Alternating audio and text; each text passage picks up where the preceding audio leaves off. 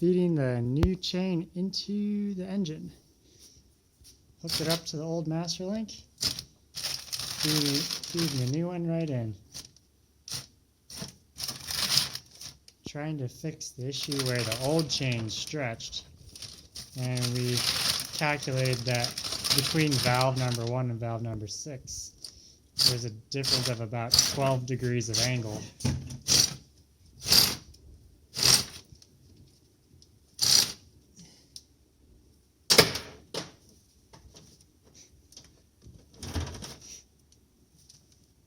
Well, there's the new master link.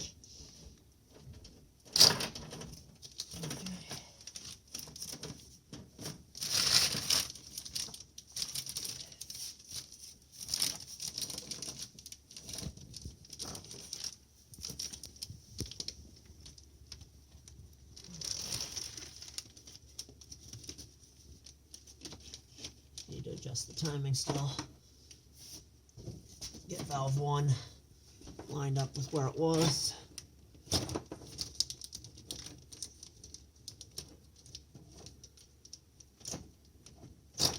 There.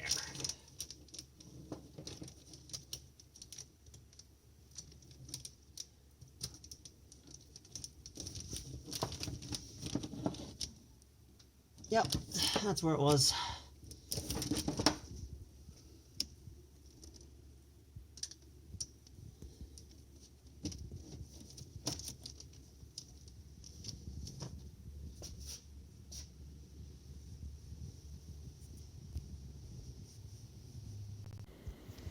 I'm going to give another update to the Rotary Valve E36 build. Just made 2 more improvements to the engine. First thing we did was make a second plate.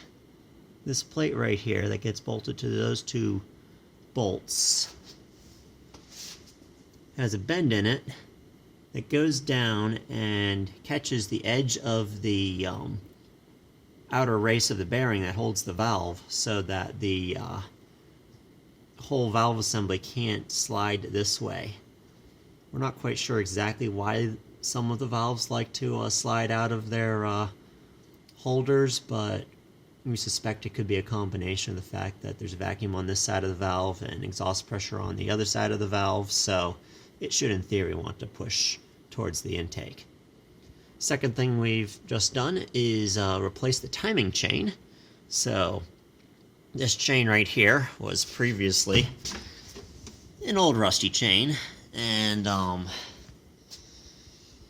the chain had worn or stretched so much that the timing between valve 1 and valve 6 was approximately 12.5 degrees off from what we measured. So each one, if valve 1 is correctly timed, each one was farther and farther mistimed until you got to 6, where it was all the way to 12.5 degrees off.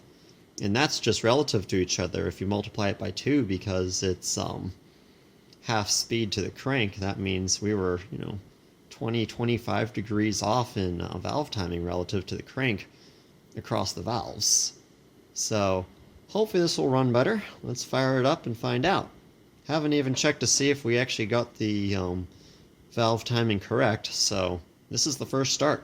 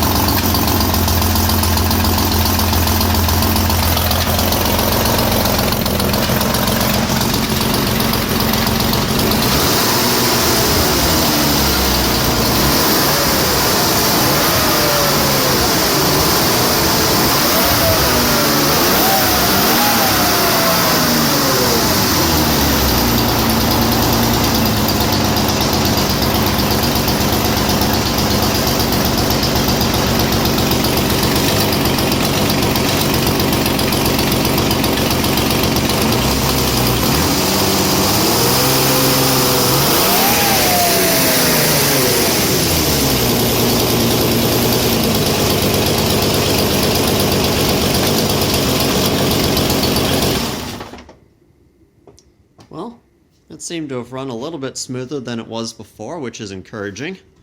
We'll see how things pan out from here.